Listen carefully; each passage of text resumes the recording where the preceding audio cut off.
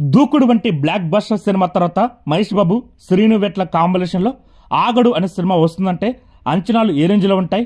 పైగా దూకుడు సినిమా అందించిన 14 రిలీజ్ సంస్థే ఆగడు సినిమాను నిర్మించడం, దూకుడు సినిమాకి మర్చిపోలేని సంగీతం అందించిన తమన్ ఆగడు సినిమాకి సంగీత దర్శకుడు కావడంతో హైప్ పెరగడానికి కారణాలయ్యాయి. కానీ అంచనాల్ని ఆగడు సినిమా అందుకోలేదు.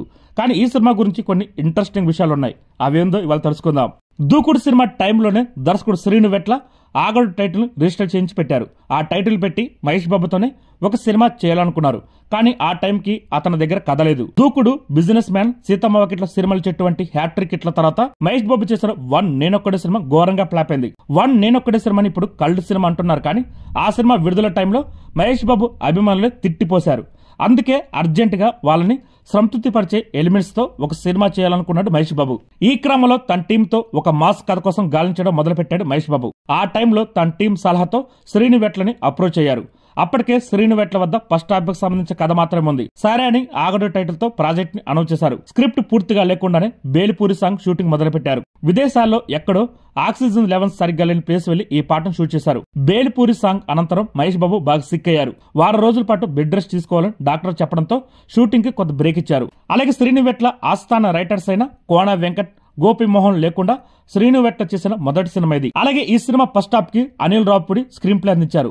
అయితే సెకండ్ హాఫ్ విషయంలో పటాస్ టచ్ ఉండేలా డిజైన్ చేసుకున్నారంట అనిల్. అదే టైంలో అతనికి కళ్యాణ్ రామ్ నుండి డైరెక్షన్ ఛాన్స్ రావడంతో అతను ఈ ప్రాజెక్ట్ నుండి తప్పుకున్నాడు. అతను పనిచేస్తుంటే సెకండ్ హాఫ్ ఇంకోలా ఉండేదేమో. రైటర్స్ సపోర్ట్ లేకుండా శ్రీను వెట్ల సెకండ్ హాఫ్ ని డిజైన్ చేశారు.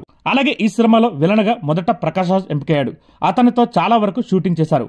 కానీ శ్రీను వెట్లతో మనస్పర్ధలు రావడంతో ప్రకాష్ రాజ్ తన పార్ట్ షూటింగ్ కంప్లీట్ అవ్వకుండానే ఈ ప్రాజెక్ట్ ను తప్పుకున్నాడు.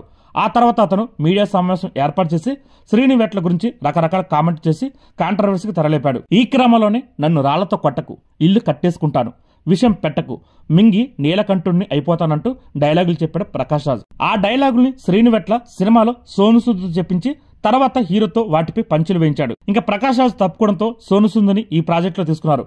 ఒక పక్క అతను ముంబైలో షారుఖ్ ఖాన్ సినిమా షూటింగ్ చేస్తూనే మరోపక్క హైదరాబాద్ ఫ్లైట్ ఎక్కి వచ్చి ఇక్కడ ఆగడు సినిమా షూటింగ్ లో పాల్గొన్నాడు.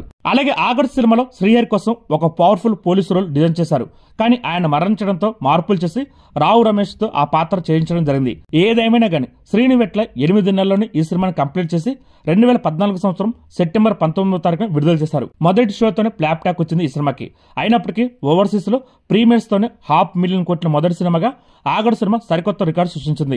అంతేకాదు ఫ్లాప్ టాక్ తో కూడా అక్కడ 1 మిలియన్ కొట్టడం అప్పుడు రికార్డుగా చెప్పుకోవాలి. అలాగే ఫుల్ రన్ లో ఆగడు సినిమా 65 కోట్ల వరకు గ్రాసం కలెక్ట్ చేసింది.